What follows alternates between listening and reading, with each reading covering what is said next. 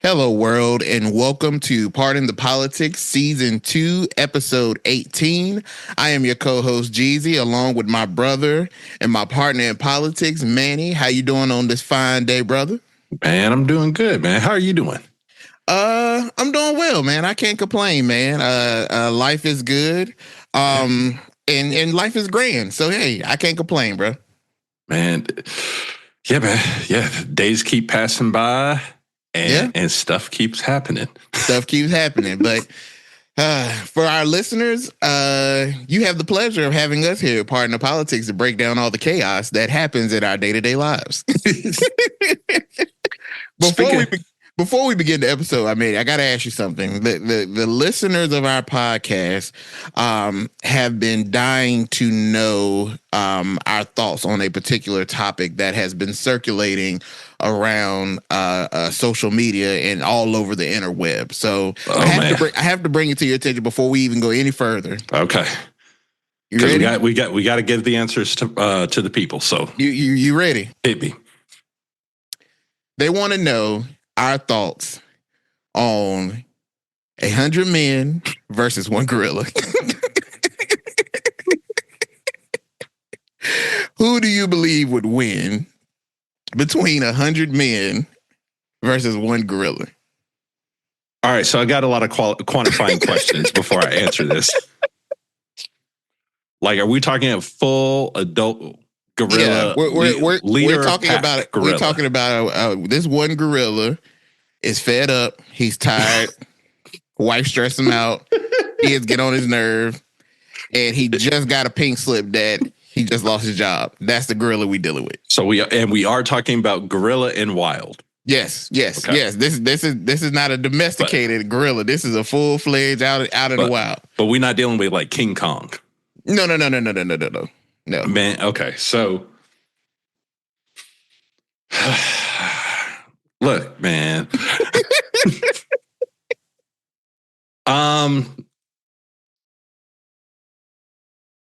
So let's break it down like this. Sorry, I had to get my thoughts right, but like, okay. I told you I was going to throw your curve starting out, man, out the gate. There is no scenario. Mm-hmm. Assuming this is real life, there's no scenario. And here's why. Because somebody's got to go first. In every scenario, sorry, I had to do my Doctor Strange things, look at a million scenarios, but only in one scenario do I see this working out. But here's what that scenario would take. First, it takes the right types of humans. Yeah, what kind of humans are we talking about? Because if it's regular humans, absolutely not. Now, I did see a scenario on the interwebs where it was now if you replace these 100 people with 100 crack addicts, well, could the odds and you give them and you say, I'll give each one of you a brick. For each one of you that survive, I'll give you a brick. Man, go get that gorilla. So I think that's first key. I can't send regular humans. Yeah. So I'm sending first the entire bloodline family from WWE at their peak. we got to send all of them. We're gonna send the bloodline. Send the entire bloodline. We got to send a whole bunch of SEALs. Okay. If you can find Jadeveon Clowney at his peak. Okay. And about 3 other versions of him. So him, Ray Lewis. Mm-hmm. What's his face from the Steelers? Harrison. Yeah. They gotta go too. James Harrison. Yep. And then, then you just try to figure it out. But see, here's the key. They all got to start fighting the gorilla at the same time. Because let me tell you how this works out for me. If I'm first of all, I am nowhere near the front. Nor am I. I'm definitely. I'm in the back. I'm number 98. Yep. They're like Royal Rumble. I'm the last one coming out. But like after that first person gets like punched in the face and like flies across, I'm done. I'm out. See, in my mindset, I feel that there's no chance that this happens because the first time somebody see that gorilla grab a human, take his jaw and make his top lip touch the back of his neck, is over. About 60 of them people done. So that's 61 people already gone then. But so it's more than 60. It's more like 80. But the first 35 can't get away fast enough. Nope. So I don't see anywhere in this scenario where we entertain that there's a possibility that the gorilla wins. But also, like, gorillas are generally peaceful. And which is crazy to me that this whole thing been going on, because I thought that they were pretty peaceful. They're pretty peaceful animals. They ain't trying to fight unless they have to. So the only way this scenario happens is that now we provoke the gorilla. So now he real mad. This man got laid off. This man is sitting on his couch just trying to decompress. He's smoking a cigarette, just trying to calm his nerves, and we come picking a fight. Watching the gorilla version of Married with Children, just trying to connect with Al Bundy, and you come and interrupt it. This man been through enough. Yes, some people going to go down. Bruh.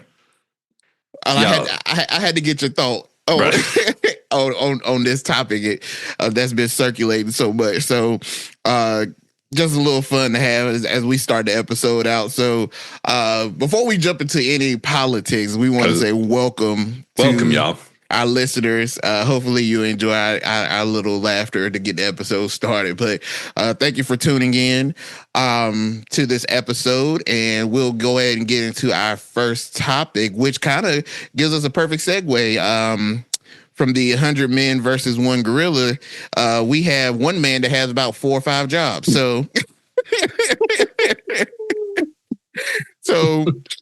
it was reported this past week. I remember I was at the gym working out, and I looked up at the TV, and I saw that Mr. Mike Waltz had been removed from his position as National Secretary Advisor, and he is now set to be nominated as the U.S. Ambassador to the United Nations. And if you're familiar and you've been following along in the episodes and in politics, Mike Waltz, I believe, was head of that scandal gate.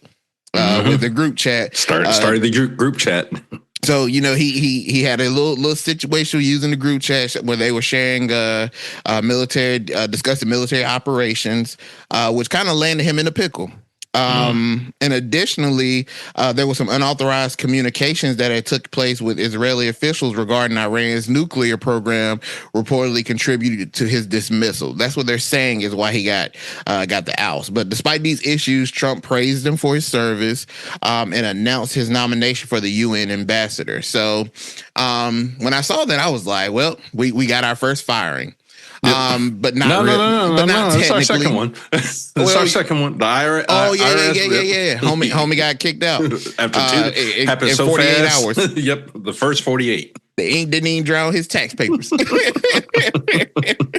So I thought we had our second firing, which is still, I have to say this, I'm still shocked that we're not any closer to Pete Hegseth being Bro, fired. This is real close. Like we gotta be getting there, bro. And I can't even classify this necessarily as a firing because he's now nominated for the UN ambassador, which in my opinion we got to put asterisks beside it because it could be a firing because he has to go back and be for confirmation. Yeah. So he still has to be confirmed, which could technically be a firing because Trump could be sending him saying, all right, well, go try again. And we already know with the mishaps that he's had with the signal gate, he might have a very tough time passing confirmation. Well, and I think here's an interesting thing about it. I was always going to wonder if anyone was going to have to, like anyone publicly was going to have to pay for Signalgate. Yeah. But I think between that and also the helping Israel trying to plot this attack on Iran, you were doing too much, Mike. Way too much, bro. Way too much. And congrats on failing up, maybe? Bruh. Bruh, only in America can you be bad at one job and get promoted to a better job. Get promoted to an even better job. Only in America. Now, he's still got to go through that gulag. Oh, bruh. And I think this is what they call soft firing. Bruh. Because it's got to be. How do you go stand before Congress and like, hey, y'all, I was not good at keeping at our own national security secrets in check. But now y'all should send me to the UN where I get everybody's secrets and I'm going to mishandle all of those. Like, or maybe that's a plot. Like he's like, oh, well, if he messes up the US, send him to the UN, let him get everyone to mess that up. Yep. Right. I don't understand the logic, but I think logic is. I think we all can agree that logic has been absent for quite some time. So I don't understand nominating him to this. I think that the only reason Trump may have done this is kind of to save face, to make it seem like I'm not firing him because he did a bad job. It's just maybe we need him in another capacity that we think that he would be more suited at serving our country. See, I don't think that's it. I think the issue is because Mike Waltz had it was the big fat poo. Yeah. So like, but to have Pete Hegseth get caught doing it twice, you have to justify not firing Pete over this. And if you look at the whole, they sacrificed a lot of energy and capital to get Pete Hegseth across the board. Yeah. And I don't think they're interested in doing it again with anybody in that role. But with Mike Waltz, the Israel thing helped soften the ability for them to just be able to slide it over to somebody else. Yeah. But yeah, way to fail up. But what I'm also hearing is the Ice Maiden is getting fed up. Getting fed up behind the scenes. Apparently, she had to sit down with Pete and said, "Don't mess this up again." I have been on this pod and I have said it before. I like the Ice Maiden, but if you can't have a name that cold, bruh, and not be about business, and we don't ever hear about her. We don't hear nothing. You got to go searching for her. You just see her walking, bro. You just, bro. You might watch a Trump news where he's talking to like the people, and then she might just walk by, and then you're like, wait a minute, was that an Ice Maiden? She's just handling business. All the other chief of staffs that he's had have been very vocal, very out there. You've seen him, No, just quietly working. But every now and then we see her name in an article, like which speaks to her reputation that she is not for the cameras. She's about business, and I like that. I like to see a woman that's down to get the business handled. I don't need to be in the spotlight. You got enough performatives going on. Somebody got to do the work, and I like that. There are three people in this administration that are working every day. The Ice Maiden, Tom. Hold him down, hold him. Tom's working. Gotta catch them all. Right. and Marco Rubio. Yeah. Those are the only three people. Only three people, bro. That are working all day, every day for this administration. Well, it's funny that you bring up the third one, Marco Rubio, because for our listeners, you may be wondering, now that Mike Waltz is not in this role anymore, who is the National Security Advisor? And get your bingo cards out, kids, because it is none other than Marco Rubio. Marco Rubio. Bro, I believe he is the only Latino in the cabinet working 4 jobs. Bruh. They work at him like his. I just want to know if he's getting paid for all 4 simultaneously. Somebody gonna have to pay me. So if I'm him, I better be getting compensated in some way. And I'm not talking about being paid by gum either. I need somebody to come up off them coins. Because they work. First of all, for him to be, I'm gonna say it. For him to be a minority, why is he working the hardest than any other of these people? Because it's America, man. Is this not racist? Why is the Hispanic person doing all this work? All of this work. And you got other people that said Kristi Noem don't do that but put on wigs and makeup every day and get her cosplay bag, and get her bag stolen. And get her bag stolen and cosplay an ICE agent. This man over here got 4 jobs. working his tail off. Bro. Hold on. We got it. So we all know how Kristi got her bag stolen. Bruh. So I went down a small rabbit hole. Okay. In the contents, she had stuff that made sense. But Kristi had $3,000 cash. Bro, what? What's she buying? Coke? In the year of our Lord and Savior. Who walks around with $3,000 casually to a restaurant. Yeah, bro. What are you doing with that cash? I think the most money in raw cash that I've ever carried around, and not just like transported from one place to another, like I've just carried around, was maybe $1,500, bruh. And that's when we were going club hopping in Vegas. Like that's it. That's the most cash. And did anyone know I carried that much cash? Absolutely not. Bruh, carrying cash make me nervous. I'm from Rocky Mount, North Carolina. Bruh. For those of you that don't know, it's a city of the rise, but the nickname is Murder Mount. I don't believe in carrying no cash on me. We got Apple Pay. We got Zelle. Yep. We got PayPal. We got cash. Yep. And you carrying $3,000 just casually. Bruh. Anyways, why do you got a Gucci purse on the floor in the first place? You feel weird. You feel real comfortable. See, she moved too weird for me. She moved too weird. But why don't give her some more work to do? Bro, what's she doing? Nothing. Well, they probably can't trust her because if you can't keep your bag in check, you can barely run the federal agency you running. Bro, they got Rubio out here working. And I looked it up. And he's been appointed, for our listener, he's been appointed the acting national secretary advisor. So he's acting. So I'm assuming at some point in time, but it could not be, which why he need to make sure they running him them coins, because he doesn't know when they'll have a new national security advisor. But as he's the acting role, this is the first time since Henry Kissinger, that an individual has held the two roles, the two positions simultaneously.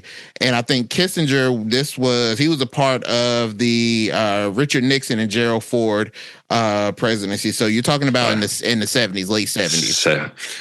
Right, when everyone was just doing LSD and smoking weed. Yep. He was out here working. So, Rubio in this expanded role is now, and also for you that are listening, so now he is Secretary of the State. He's the acting National Security Advisor. He also serves as the acting administrator of the USAID and the National Archives.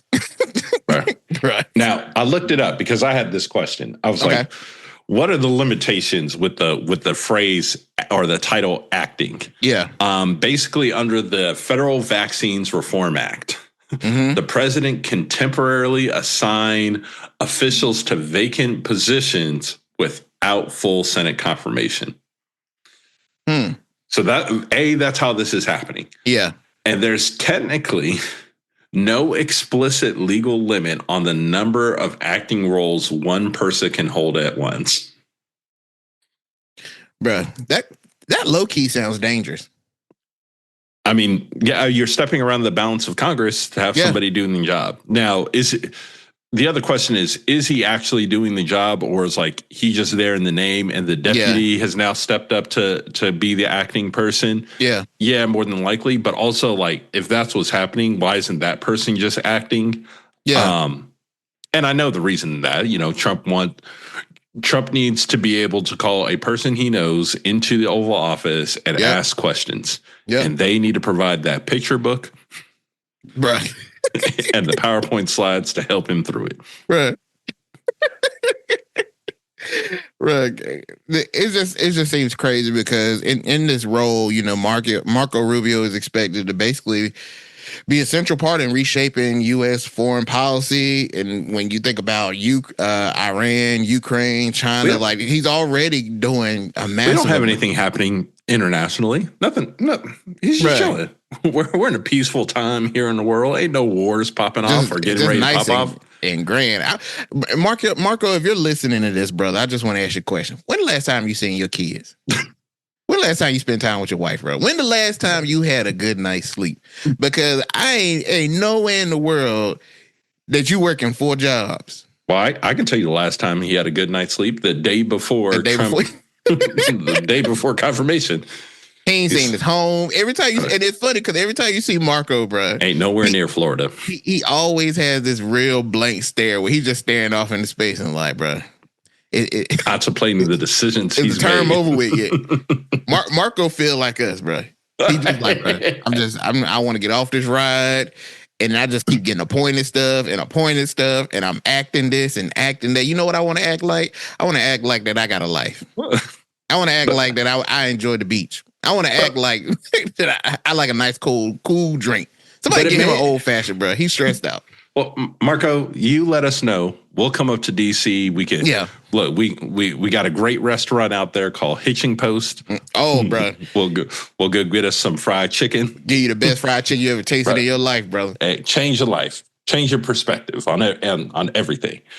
But this may not all be bad for him, depending on his plans, because allegedly Trump was interviewed at some point in the last week about the whole third term thing. And he said that he saw Marco Rubio or J.D. Vance succeeding him. Oh, Trump said that? Yeah. Wow. And, is that succeeding him in the next presidential election or, 2058 when he's done? Bruh. Well, we supposed to be getting a third term, so, that's the biggest question I have for Marco, because I know how they're running it. I know the deputies are doing it, but I just want to know, Marco, are you getting paid? Well, let me ask you this, Manny. Do you think that with Trump appointing this to him, do you think that Rubio is being rewarded for his loyalty and carrying out the president's agenda, or do you think that he truly is the most qualified person for all of these roles? Like, what do you think is the reason why it's him? That's a good question. So I think part of it is I don't see any of these decisions being made without, back to the Ice Maiden, her writing this off. Now, if you look at Rubio's experience, yeah, I would almost say that it is completely possible that the same experience you would need to be Secretary of State would be the same comparable experience you would want to look for somebody who's running the NSA. Maybe a little bit more federally focused, but like an offshoot of that. And if you look across his entire cabinet as we know it right now, who else are you going to put there? Yeah, that's true. Especially with everything that's happening, now it's a concentration of power. It's a whole lot of concentration of power. So that should always be concerning. Yeah. But you're not going to put, who else are you going to put there? Like I'm sitting here and thinking about who else in this administration would I even trust to run this. So I think there's an ability standpoint that yes, Marco is best equipped to do it. And then also just looking at what he's dealt with right now, he's shown the loyalty and he's been able to get the stuff done for the most part, asterisk. Yeah. So I think he's the most qualified. And I think it's got to feel a little bit like a reward. Yeah. Because, he could pull somebody else off the bench. But I think there's enough turmoil happening, not in the administration, in Congress, and globally, where he is a steady hand for them to put there. Yeah, I can see that. And if the comments that you stated that Trump has made about going forward of potentially Rubio being the next to follow, maybe this is kind of him putting him out on Front Street with these expansion of his role in the administration to kind of be like a test in front of the American people. Yep. In these capacities, if he succeeds greatly in doing what he needs to do, I mean that's nothing but a stamp on him of what he's been able to accomplish in this role, in these in these multiple roles. What I think is also sitting out there is if I'm Pete Hegseth, I'm a little bit nervous now because now that puts somebody very close where if they got to yank you out and there's precedent for controlling it, somebody is sitting there who the administration trusts to kind of guide through that. So this could be, I would be nervous if I'm Pete, but I'm also like, this is a blessing in disguise and you should leverage Rubio where you can. Well, at this rate, Rubio, he collecting job titles like Pokemon cards, brother. Bro, that man's LinkedIn is going to be massive. Banging. Bro. He about to just start getting any type of role. Now Secretary of Snacks. Bro, at this point, bro, I don't know. Hey, look. Matter of fact, I gotta do it. I gotta go there. I gotta go there. Here we go. This for our community. You know who you are.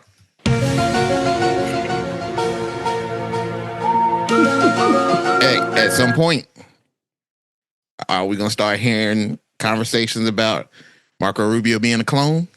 Uh-oh. Hey, what? I mean, at some point, bro, look, something gonna slip up where they gonna have him on. It's gonna be like a live feed from like a one meeting, and then they gonna cut to another live feed of another meeting, and Rubio gonna be in both of them. We be like, well, wait a minute. So you remember that episode of the Flintstones? Yep. Where Fred's got to be at the bowling tournament. Yep. But he's also got to be, I think it was like the elk meeting or the his daughter's birthday. And he's like, I'm going to be at both. That's what's going. They're going to start helicoptering him back and forth between meetings across DC. And who pays? And who's going to pay for all that? You and I, sir. We are going to pay for this. Yes, the American taxpayer with the list of everything else that we'll be paying for over the next 4+ years. Oh, bro, this is crazy, man. Yeah, I don't. Good luck, Marco. I hope you're being well compensated. I don't even. Do you play golf, Marco? Because I'm wondering, maybe Trump can give you a break and let you come out there on the golf course and go a couple of, hit a couple of holes. Pause. I mean, he can, but he's going to have his work laptop on the get the Starlink satellite on top of the golf cart. He can work in between holes. Trump go see Marco sitting in the break room, bro, like drinking like a Pepsi or something, like looking at his phone. He was like, "Don't you got some work to do? Right? You got 4 jobs. They ain't no time for no break for you. Right? You feel get back to figuring this stuff out, man. It's crazy. I don't know. I wonder how long this will last. In these acting roles, you got that's a lot, man. And it makes me think, with as much as we have going on the world stage, is this possibly too much for one man to handle? Yes. I think yes, to handle effectively. Yes, yeah, absolutely. I think it is too. Like even as I'm looking at the roles, I'm like, okay. Administrative USAID rolls up under the Secretary of State. So like, okay, that's probably, and you're slashing it right now. So you're like, okay, that's probably not got a whole lot of his attention. That would be outside of his normal day to day. Yeah. I'm gonna be 100% legitimate with you, sir. I have no idea what the archivist of the United States does. I don't have a clue. So, all right, cool. That sounds like a job that ain't gonna get handled. Somebody gonna be waiting for an email to be responded to, and we'll never get it. Never get it. So, I mean, again, I still think that he is completely capable. Oh man, hold on. Sorry, I just looked it up real quick. Some of this makes sense. He's the archivist is the custodian of federal records. So he maintains historical documents like the Declaration of Independence that's currently in the Oval Office, allegedly, the Constitution and the Bill of Rights. He ensures public access to government records for accountability and historical research. Administers the presidential library system, preserving records and materials from past presidents. Oversight of federal record keeping. Oh yeah. Okay. So this is this problem. Go ahead.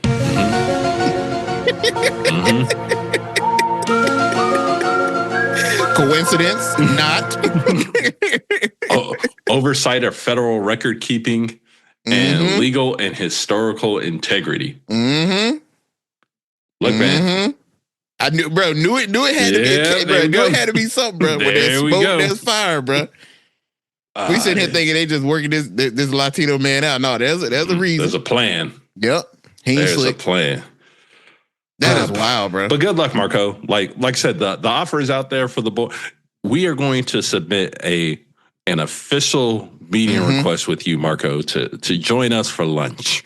Yeah, in DC, because you know what? I think you're working real hard. Yeah, now, I may not agree with everything you're doing, but you're working real hard for the American people, and we got some questions for you. Yeah, we're peaceful. I don't want you to think that we're one of those peaceful type of people. We're peaceful. So we want to just talk to you. We want to break bread, brother. Let's put it that way. We just want to break bread, brother. Get some answers. and maybe give you you schedule us against a meeting that you got with Pete had said. Like, I gotta go meet. Yep. You know, give me a nice little hour break on your calendar.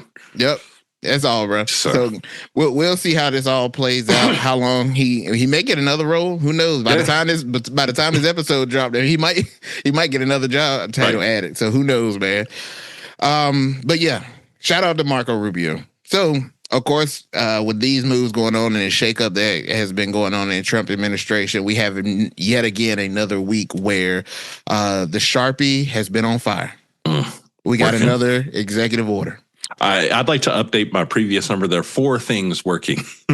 Tom, the Ice Maiden, Marco Rubio, and them Sharpies. And them Sharpies. Them Sharpies be moving, boy. Trump working for it. He about to get a brand deal. As many Sharpies as he using, bro. But on May the 1st, President Donald Trump signed an executive order titled Ending Taxpayer for Bias Media, directed at corporations of the public broadcasting, or the CPB, and all federal agencies to cease both direct and indirect funding to the public broadcasting service, which is PBS. Shout out to Barney. Shout out to Arthur. And shout out to the various cartoons that raised us. Yes. And Dragon Tales as well, too. Can't forget about Dragon Tales. Can't forget about Wishbone. Bro. Oh, man. Why'd you have to say Wishbone, bro? Wishbone. Shout out RIP to Wishbone, bro. I don't know what happened to that show. It just went away one day. Went away. We never came back. We might have to get a documentary on that, because there's 2 shows that went away, and one of them we got an explanation of. Well, for Blue's Clues, we didn't know why Steve left, and we finally got it. A couple of years, but we never got an explanation of why they canceled Wishbone, and that was a good show. It just went away. I remember turning on PBS at the time that it came on, and there was something else there, and then I was like, come back for a week, and it was this new show, and I just left it alone. But we never found out why Wishbone got canceled. And just to throw another one out there, we never got to know why the Wayans brothers got canceled. I need to know this. Why did the Wayans brothers get canceled? I need to know. I need documentaries. Hey, the Wayans family, y'all let us know what happened. Let us know. You ain't got to. I know that the water's a little murky over at Club Shay Shay. So if you want to come over and talk about some stuff, you come over here. If you want to support another African American podcast. Don't worry. We'll pull up next time one of y'all is at Raleigh Improv. Yep. And we can get it in right there. Get it right there. They got a restaurant right around the corner. So this funding was cut for PBS and National Public Radio, or NPR. So what's your thoughts on this, Manny? Man, okay. So first of all, it's not that much money. It's not. It was under a little bit over $500 million. Let me tell you why this happened. And for all of our listeners, I'd like to play a clip for you all. Uh-oh. Grump! Who's got more trash than anyone does? Grump, grump, grump. Who has the best rubbish and skulls? Grump, grump, grump. He's got so much trash it spills out of his can. And that is why we are his biggest fans. Oh, hello! He's coming! Here he comes! Who's got more trash than any of yous? Grump, grump, grump. Who has the finest garbage and goo? Grump, grump, grump. That's right, his trash is more trashy. It's distinct the boot. No wonder that Grump can't help but blows. Whose name equals trash to you and to me? Who do you wish? I could let this keep going, but I'm going to stop it there. Bruh. First off, if you guys are wondering what that was a clip from a segment that Sesame Street did talking about Donald Grump, who is an Oscar the Grouch like puppet with orange hair. Now, first off, we know that Donald Trump is the most petty person. Oh, bro. Dare I say, I'll say in the country. Petty. This man ran for president because he got cooked. Yep. By Obama at the White House Correspondents' Dinner. Yep. So PBS, you can't just, and it's not like this was a short, like 3 to 5 minute segment like Sesame Street normally does. They dedicated at least 11 minutes. Oh, bro, yeah, nah. Bro, you Trump said y'all picked the fight, you got one. Give me that money. Bro. Trump made a list, checked it twice. Bro. So that's wild, bro. When Trump was actually talking about going after his enemies, this is what he was really talking. Bro, but my thing is, how can you classify what basis do you classify it as bias? He don't like it. What do you like? That's where the bar is now. If he likes it, it's good. If he doesn't like it, it's bad. But that's wild to me because you don't like something, you get to label it something and treat it as such, where it may not be the case for everybody. So when you're going to take the taxpayers' dollars, you know, J. Cole said a thing on one of his songs, and I can't remember what it was, but he said that in the age of technology that we have now, create an app on my screen so that I can select what my taxpayer dollars go to. How can you say it and speak for all of the American people and say, oh, well, I'm going to take away the taxpayer money? Why ain't you taking it from anywhere else? Why PBS? Why NPR? Just because they said they said something that you didn't agree with? Like, at this point, this, and I've said it before on this podcast, is that are we not moving to a dictatorship? Authoritarianism? Yeah, like, yeah. This was never, PBS has been around for God knows how long. Bruh, nobody never had a problem with it. That's the thing that's wild to me. Nobody ever had a problem with it. And people still don't have a problem with it. It's a problem that you keep creating and you keep going about it in the way that you choose to go about it and making it what you choose to make it. And that, to me, is authoritarianism. Well, geez, I got something for you.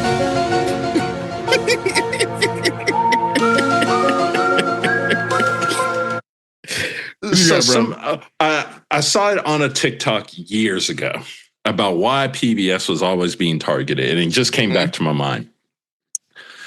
PBS is not for rich kids. PBS was created for minorities and lower on a socioeconomic scale that did not have access to general education that like our kids are fortunate to go to with daycare and on the constant learning. So it was designed and built so they could help educate the masses even at a young age. Well, if you look at everything that's happening with us bringing all this manufacturing back, and we've said it on this podcast before, and every day that goes from a little bit less, tinfoil hat to like, maybe we're onto something here. Mm-hmm. If you are starving the educational access to individuals, when they become adults, they have to find something to do.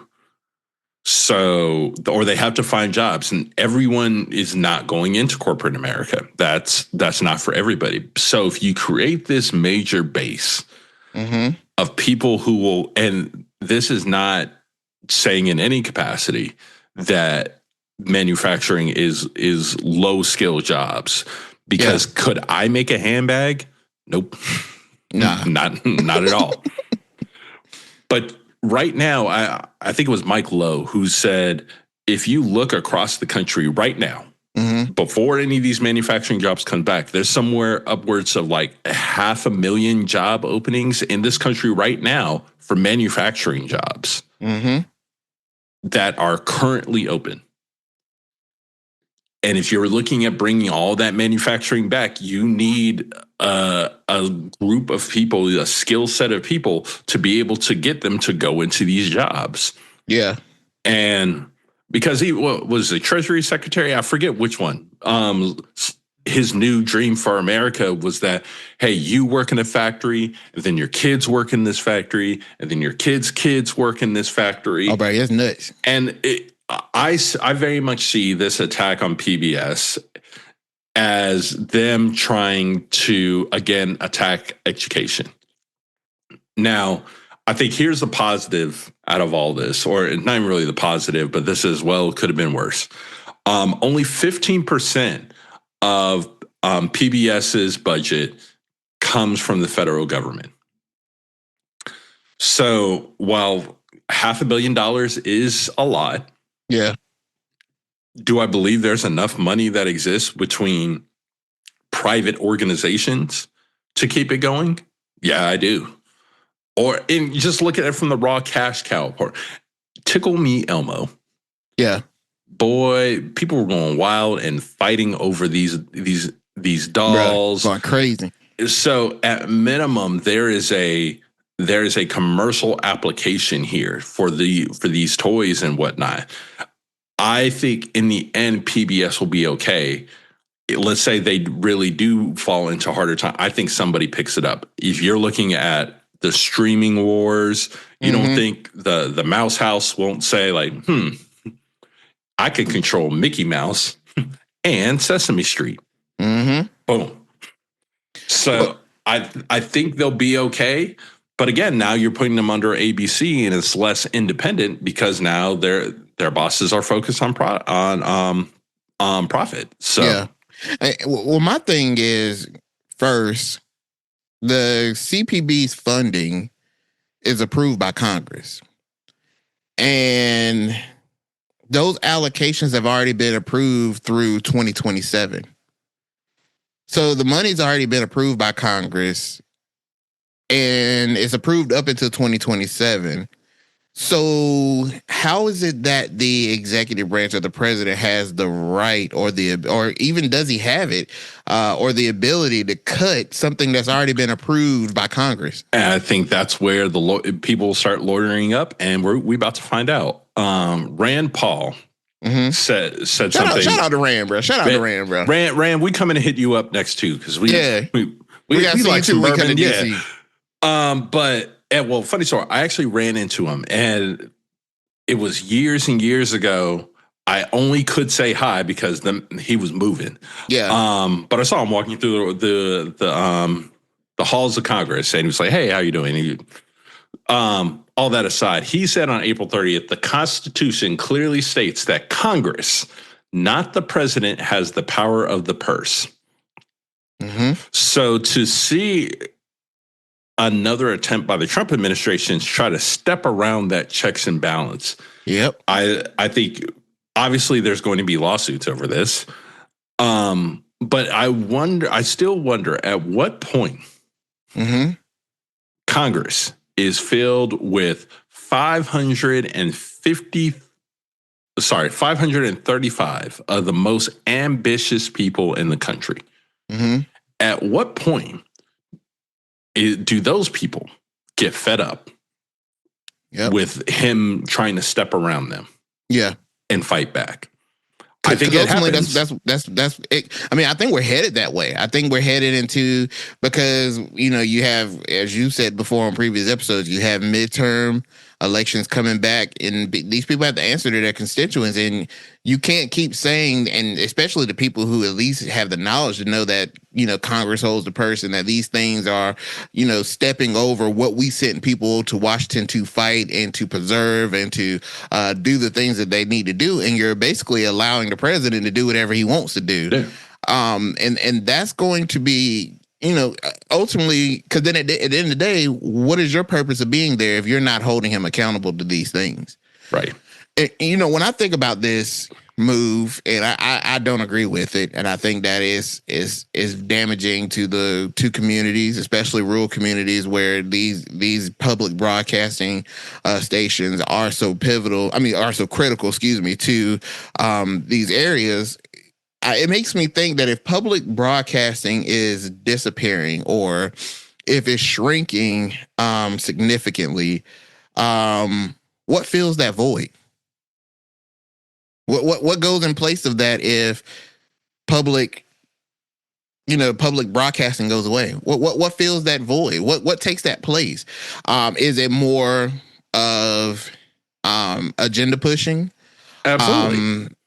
Because now it's a spin game. That's so dangerous. We heard it from the administration this week.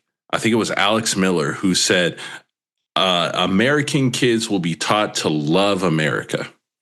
Something will obviously step into position with this. And I think the tone is less around unity, love, caring for your neighbors that largely got us through a lot of the wars and all of the issues that we dealt with. But I think something steps in its place and starts speaking to that standpoint.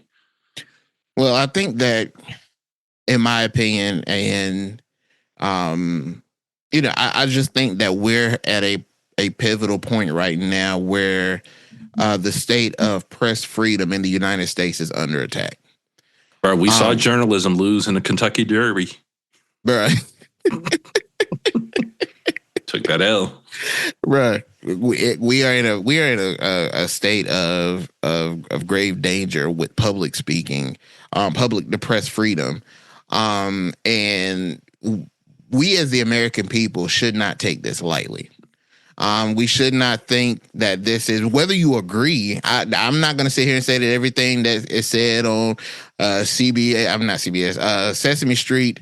I might not agree with every single thing that they bring up as a topic, but I certainly don't think that they should be shut down or that they should be held to some standard where they're not able to express themselves freely.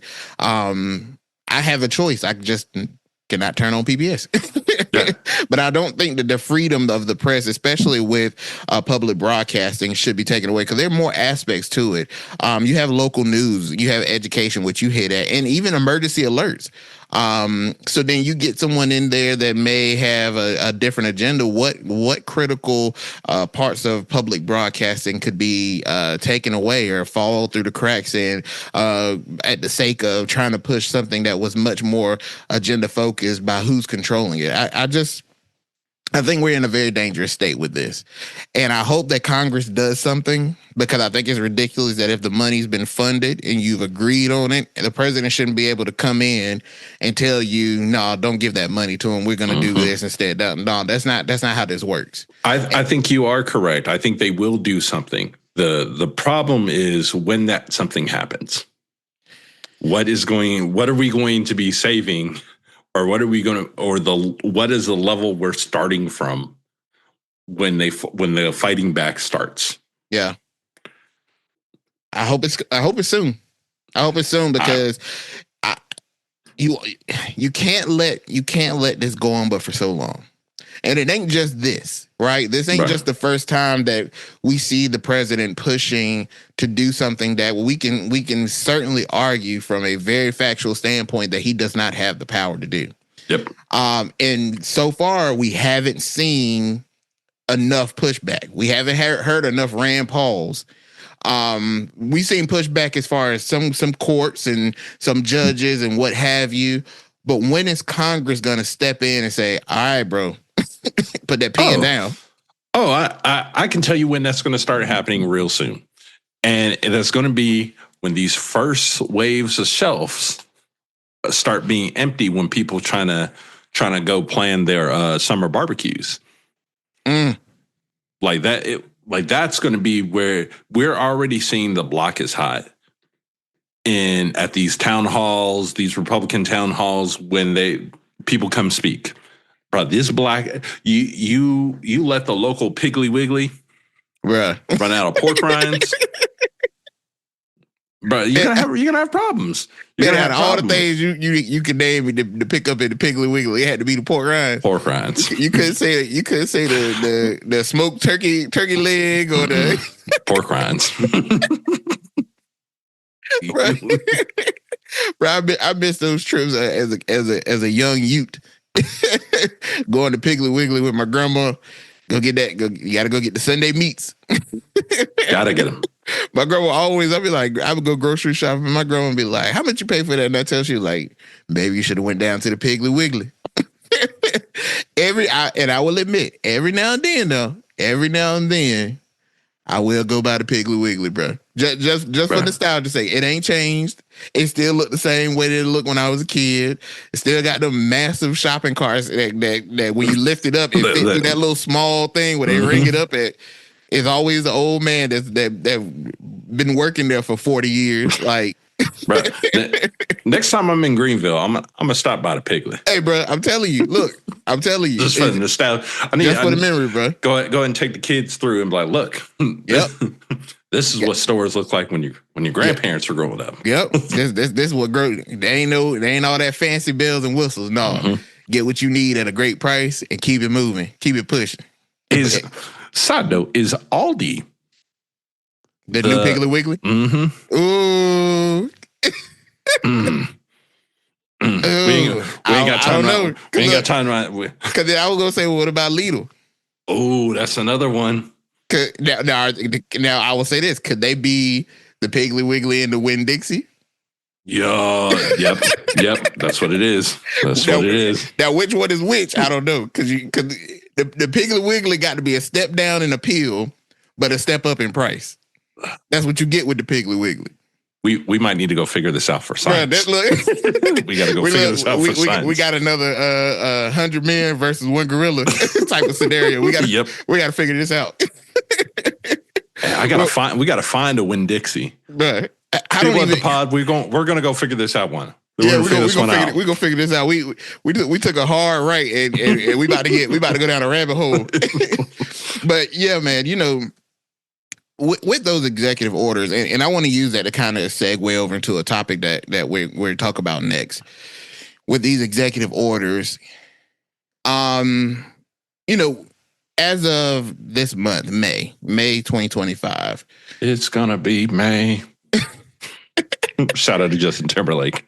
It appears that the U.S. is starting to experience some significant shift in our economy when it comes to the U.S. tariffs and shipping issues that we're having. And I'm not going to stay here long, but it was reported that on the last shipment that came over at the port of Los Angeles, they reported a significant drop in cargo volumes that came from China with an expectation of 35%. So the last full shipment, full containers that were imported into the United States have already come. Mm-hmm. What we're starting to see now, the remnants is that we're not getting with these cargo ships are not coming over with much supply as they were before. People don't understand it. If you go Google, just go Google a cargo ship and look how many containers on that cargo ship. Mm-hmm. And then imagine that 35% of those of all of that, 35% decrease in the product that has come over on those ships. Freight costs still got to be the same. It still costs just as much to get it over here. Maybe a little bit less because it's a little bit lighter. Yeah. But I think that's negligible.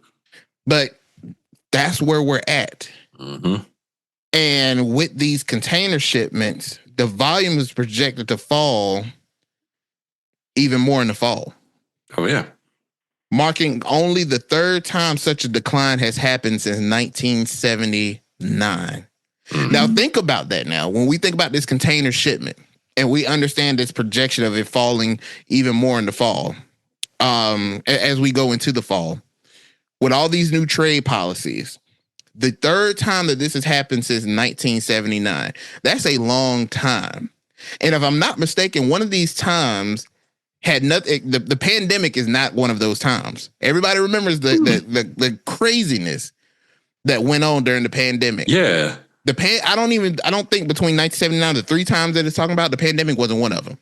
Wow. We were still able to ship product. Right.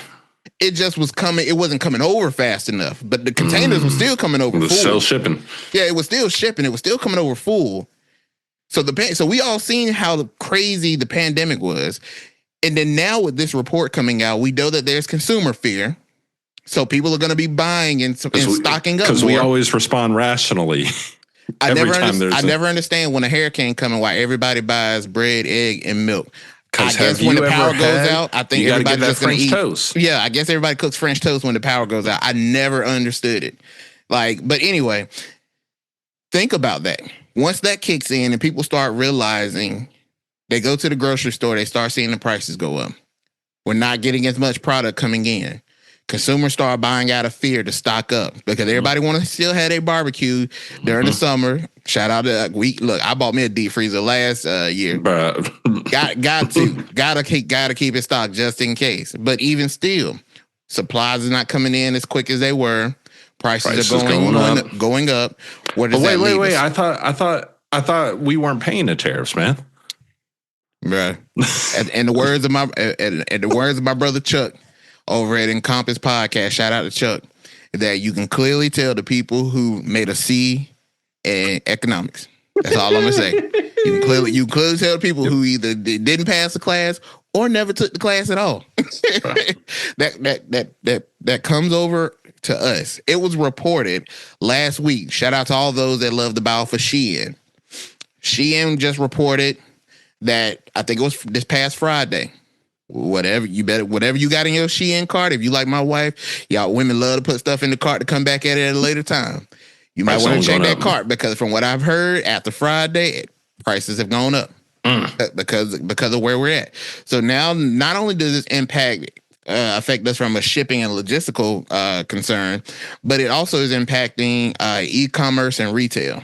So those prices are going to increase. And then you heard, Trump's response to all of this when he got asked. He's like, "Oh, well, maybe kids for Christmas, instead of $30, they'll have 2, and those 2 will be a little bit more expensive." First off, bro, what children of average Americans are getting 30 presents, bro, on Christmas?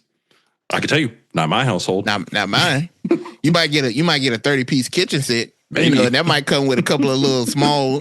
Not 30 separate toys. But brother, no, absolutely not. I even my in-laws on the big grandparent energy, seeing them roll up with 30 toys, absolutely not. Nah, but I think this also just facts. But I think this also just shows how not connected they are with the lives of regular people.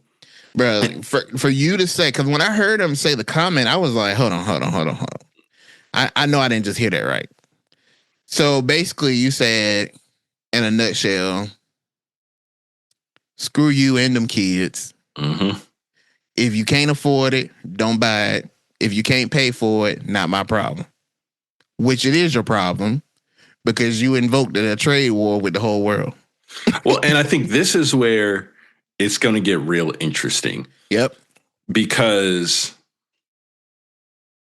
I would say, and I don't know percentages, and I'm saying all this off a gut feeling. Yeah. I feel like a lot of the stuff that we get from China are discretional spending, like stuff that we don't need. Yeah. So when a recession happens, what's the first thing to get cut? All the stuff that you don't need. So, but what does that do? Ultimately, you're going to see a whole bunch of small businesses who provide all these outlets for discretional spending get wiped out. And for these people who are small business owners, I think it's at least in excess of 50% of businesses in the United States aren't big corporate entities. They are small businesses. So if you, let's say you whack 35% of those small businesses, you've really messed up your economy. Yep. Now, that's just on the U.S. side. because this is a pissing match. Oh yeah. So China, I completely understand that you were here for 5,000 years and you'll be here for another 5,000 years. Mm-hmm. But your economy is built off of American consumption of random things. So if we are now no longer buying those random things, supporting your companies, how does this impact your economy and your numbers? So I think this is going to be a case of who blinks first, but I don't know who's going to blink first. Or how about, you know what? How about y'all both just randomly show up? Y'all meet in French Polynesia somewhere, and y'all both blink at the same time, and we just try to fix it. Right. Because China has said that they're open to talk about the fentanyl thing, which is Trump's alleged big reason why this is all happening, the fentanyl. So maybe we're closer to a resolution, but if I'm honest, I don't think this resolves itself until the summer. Yeah. And if it does not resolve itself until the summer, companies are already, and you're my logistics expert, companies are already starting to buy and think about what they're going to buy for Christmas this year. Yeah. I think personally that if it carries over into the summer, I think about it. I honestly think in hindsight, really, when all this is said and done, it'll be too late. Yeah. It's going to be too late. The way that the world is set up and the way that supply, logistics, and all these things is not, and it's like we've said before, how Trump runs the government like a country. I mean, they run the country like a company. Excuse me. He runs the country like a company. You can't do something just off the whim and then change it suddenly and don't realize that it has lasting implications. This has been going on for a while now. So the implications of this, once it gets figured out, there'll be businesses, e-commerce, online businesses, they'll be shut down and done. Oh yeah, absolutely. They'll be in a hole so far it won't even make any sense. So while he sees this as a long-term, I guess a long ball game or whatever, for what sake? Because at the end of the day, by the time you get this figured out, if you get it figured out, the damage will be so catastrophic to the American people, those that are trying to start a business, those that are trying to get their own thing going. I mean, my heart goes out to those that are starting businesses online and now get hit with something like this, because you don't have the support financially to weather this storm. You just don't. And when it gets figured out, you'll be long gone. Mm-hmm. And what the president and these people are doing this to support their families, to make a living. So now when you have a president say, okay, well, at Christmas, instead of having $30, you'll have $2, and those $2 will be probably a little bit more than what you paid for. I.e., screw you. I got a bigger picture that I'm trying to work on, or this is my approach. Deal with it. You voted for me or didn't. Don't matter. You're here now. I'm here now. And hey, if you're around once I get it all cleaned up, then good. If you're not, then hey, sorry. You were a casualty that had to happen. And that's unfortunate, because I think that at the end of the day, all of this just could have been handled differently. Yeah. It could have been handled differently. They were saying from a consumer price and retail impact that a $50 sweater may cost you now $80. That's $30 extra. Economists have warned that all of this is just triggering just recession and just global economic slowdown. The Federal Reserve, shout out to our boy Powell. Powell putting up the people's fight. The Federal Reserve has lowered its 2025 growth forecast from 2.1 to 1.7. And that may sound like a small gap, but that is not a small. That's a major gap when you think about just what that means in totality. And the OECD projects a decline to 2.2% in 2025 and 1.6 in 2026. Look, man, ain't good, bro. And here's the stressful part that I don't think people are really going to start thinking about to now. Mm-hmm. But you're hearing it from Trump's own mouth. Yeah. I don't know if Trump has ever had to pay one of his own bills. Yep. I don't believe Trump's ever pulled up to the BP and said, "Hey, let me get 35 on pump 6." Bruh. So it is just an insensitiveness that you hear the administration talking about these problems. And we've said it on the pod here that you guys you have to understand people's problems and how these have these down the road implications of what you're doing. And it's just not happening. And we're getting what we got summer, but then we have the back to school season, new clothes. Oh man, and I think about it, got to get that on my list. New clothes, all the supplies and stuff. Like you're going to stretch people and hit people again. Mm-hmm. And I don't think you realize it, but you're going to realize this as soon as you got 58 people running against you for president. Bruh. It's wild. You're going to see this when you start losing the power of Congress that you barely have right now at this point. Yep. And that's also why I think that's why I think the Sharpie's so hot, because you got really 2 years to try to figure this out because you are upheaving so much and you've made so many people upset. Mm-hmm. So I think this you're putting a lot of people in a lot of sticky in a very sticky situation. Icky. Well, speaking of a sticky situation, I think we move right along to our favorite segment of the show. And if you follow the pod, then you should hopefully know exactly what that is. And that is our pickle of the week. We've got your pickle. We've got your pickle. We've got your pickle.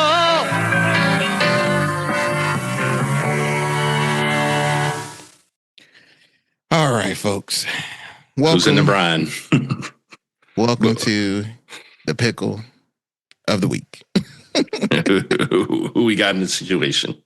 The pickle of the week is, and I may butcher her name, but her name is Lavetta Ferrer. She went from budget analyst to big time trouble. So this individual was a former senior budget analyst for the U.S. Department's Office of the Chief of Protocol. God, that's a mouthful. U.S. State Department's Office of the Chief of Protocol. Whose job is it to come up with these names? How do I get this job? They don't make them user friendly. Not at all. But she's a 64-year-old lady, and she pled guilty this past week for embezzling over $650,000 from the agency between March of 2022 and April 2024. So in her role, she had signature authority over the departmental checking account problem. She exploited this access by writing, guess how many checks she wrote, Manny? First of all, I just want you to understand, $650,000. If you're gonna embezzle money from Uncle Sam, come on, go big or go home. Right, like the U.S. military just lost a $60 million fighter jet that fell off a boat. And you out here, you're going to jail for a very nice house in suburban America. Bruh, you got to think big. You got to think big. Hold on, no, that's DC. That's not even like a suburban house in DC.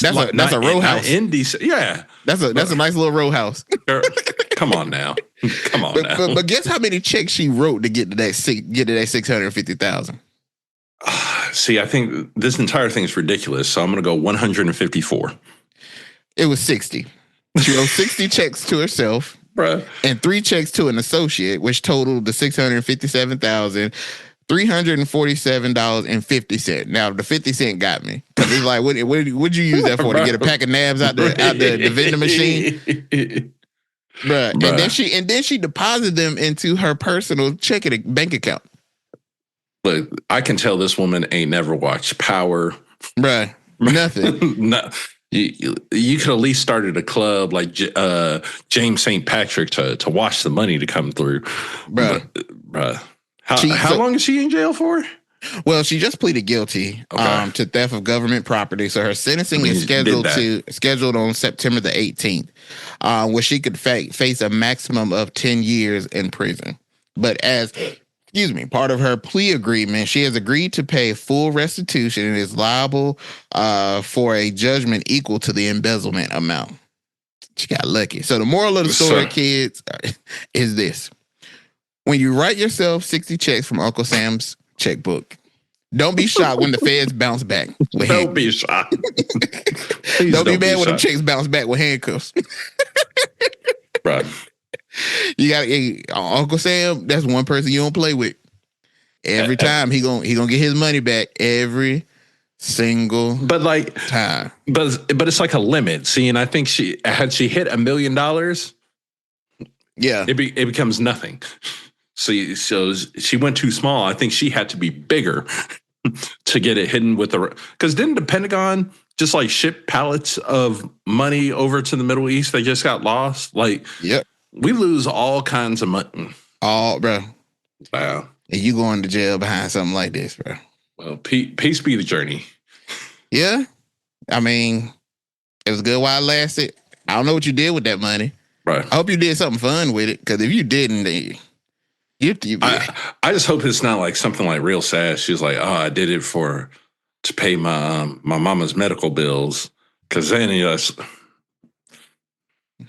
hey. And it could be because this is America. Well, I mean, if you're gonna steal money for your mom's doctor or her treatment or something like that, write the checks to her. Yeah, make the government feel bad. Let them lock her up. Like, I did it for you, so if I go down, you got to go down too. Like, no. Look, if I was 85 and like already having health issues, and my kid embezzled money from me for that. Yeah. I might take that hit from him. I'm like, I'll take that L. How much I got left? About 6-7 months. Like, okay, whatever. I'll take the hit. Right. Hold up now, kids. Yeah, if you're listening, don't get no ideas. Do that. Don't you talk to me first. Right. Hold on. We got other ways we can deal with this. You always can come talk to your father. Always. Talk to me before you think you got to do something like that for you at extreme. Because depending on the case, I don't need you to dictate the case for me. Because in certain cases, I may say no, don't do that. It's not really. Don't just assume that if you feel like you got to help your daddy out, you got to go do this. Don't do that for me. But at any rate, we don't have the details. But she's in a brine. And she's my pickle of the week. So shout out to you. Next time, maybe make it worth your while. Make it worth your while. And maybe she knew what she was doing. Maybe she knew if she hit the 1 million threshold, she could possibly get more than 10 years. So maybe she took that 600, went to Vegas, put it all on green, hit, which pays 1 to 32. Mm-hmm. Maybe she's out here balling. And was like, cool. And I already got the other money, the $650 she took. I already sent that to go ahead and pay it back. She was like, here we go. So maybe that's the situation. Yeah. At any rate, she's a pickle. We go. She's one sour pickle for the week. So that is my pickle of the week. So as you guys know, at the end of our episode, we like to bring you our spotlights of the week. So my brother, what is your spotlight or spotlights for the coming week? Well, I got 3 of them. First off. Ooh, okay. Conclave is coming. Hey, shout out to the Qs. Shout out to the Qs. The Qs are descending upon Vatican City to find a new pope. They painted it purple and gold. Yeah, there we go. So, and it appears if you look at the official White House account that Donald Trump is campaigning for the job. Like we said, it was last week before last that I thought it was gonna be Barron, but here comes Trump. I say we let him do it. Bro. Head over to the Vatican. Bro, leave me alone. I ain't let nobody be a spiritual guy that say 2 Chronicles. Nobody say also 2 Chronicles. It's the greatest book. The greatest book. What's your favorite scripture say? It's personal. I don't like to get into it. It's a really good book. I often say that it held up to my book is the greatest book of all time. Okay, Trump. So that is starting and we will watch those details as they come out, and we'll be waiting for the white smoke. We might be getting our first nope. Shout out to the nope. If you know, you know. The second piece, North Carolina, even currently, still has not figured out who's going to be winning this Supreme Court seat. Bro, still. We went from 60,000 votes to now only 1,600 now being in questions, and now they're trying to cure them. But our former governor, Action Pat, me and my friends gave Pat McCrory the name Action Pat while he was in office because whatever there was a tornado coming. This is how you knew in North Carolina during the Pat McCrory administration that you should take something seriously, because if he walked out in a Carhartt shirt or jacket, he was ready to go. He was time to go. We were about to have some stuff pop off. But and that's why I like Josh Stein. Josh Stein, still with the suit, always with the suit. Action Pat, oh, tornado coming, hurricane coming, earthquake. Let me get this Carhartt out. But he had some comments about the NCGOP and this race, and I want to play them for you. I'm a Republican. I supported Jefferson for Supreme Court.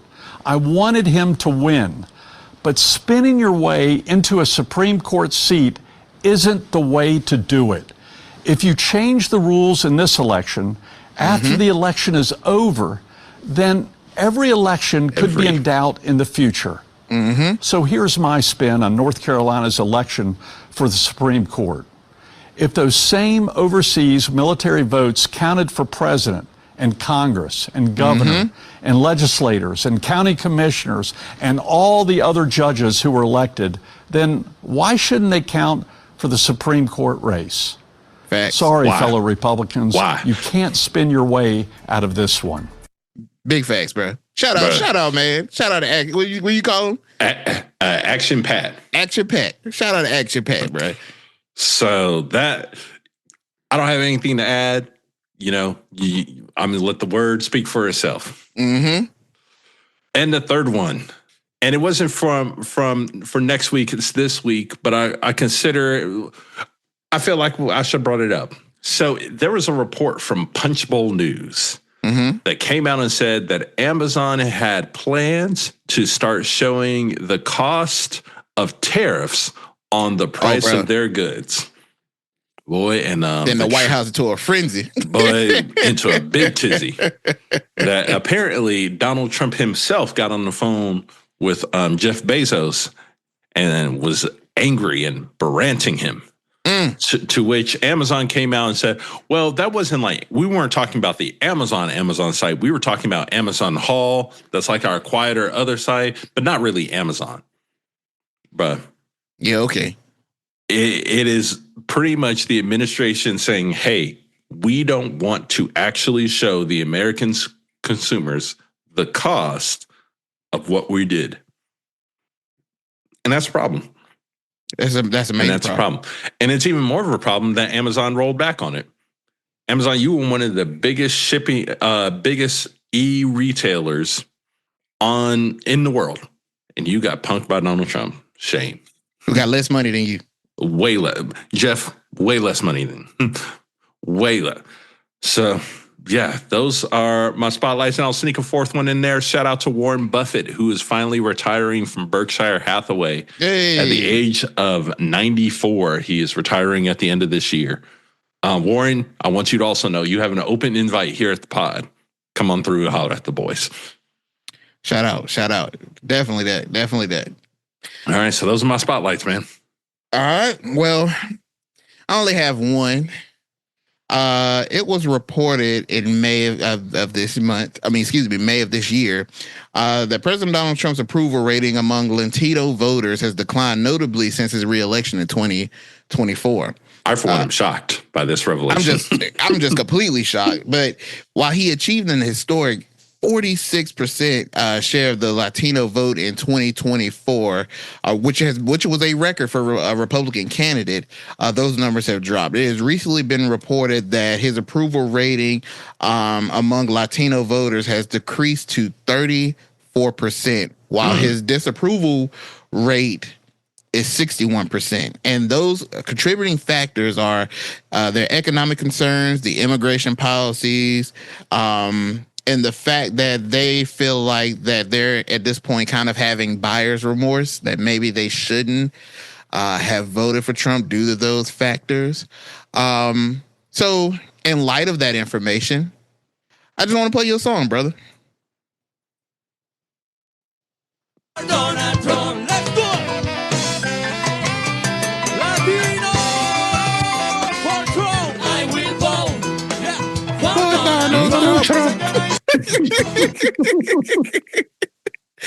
Shout out to Donald Trump. John. But oh man, that's my spotlight of the week, man. It looks like buyer's remorse is going on amongst the Latino community. So, so what they about to do? So what they about to do with Cinco de Mayo that's getting ready to pop off? Ooh, oh man, today is Cinco de Mayo. This episode is dropping on Cinco de Mayo. I don't know. Cold world, as J. Cole would say. Cold world, brother. But at any rate, that is my spotlight of the week. So we have reached the end of our episode. If you're listening to this on release day, Cinco de Mayo, happy Cinco de Mayo. Don't do too much. Hopefully the tariffs haven't took the tequila prices up too high. At least not yet. At least not yet. And we still need those limes. So check your lime prices too. They may be up as well too. So, yep. But at any rate, we want to thank the listeners for tuning in to another episode of Pardon the Politics. We hope that you enjoyed. Again, as always, if there are any topics that you'd like for us to cover, both political and stuff that you just want to know how we feel as far as how we think and what we view and how we see, and you want to hear our thoughts on something, let us know. We will talk. We'll give you our thought about any and everything, as you can tell. As we always say here, we love you, the listeners. If nobody loves you, y'all. Know that we love you here at Pardon the Politics. Again, go over under our LXI umbrella and check out Encompass Podcast by our brother, good brother Chuck. We gotta bring Chuck over here. Yeah, we set up a little crossover episode. As you can tell, listening to his episodes, my brother is very wise and knowledgeable beyond his years. So he certainly is an asset to what we do here at Pardon the Politics as well too. And also remember, there's no scenario, shape, form, or fashion that we can identify that 100 men will beat one gorilla. None. So let's end the debate. Or if somebody wants to get a pay-per-view event and display this Royal Rumble with a gorilla, we'll commentate. I'll commentate. I'm not gonna pay for it because I'm gonna go to one of those apps and just watch it for free. But yeah, we'll do it. So if nothing else, man, all hearts and minds clear, brother. You good? I'm good here. All right. Well, y'all enjoy. We appreciate you listening. We'll see you the next episode. Take care, world.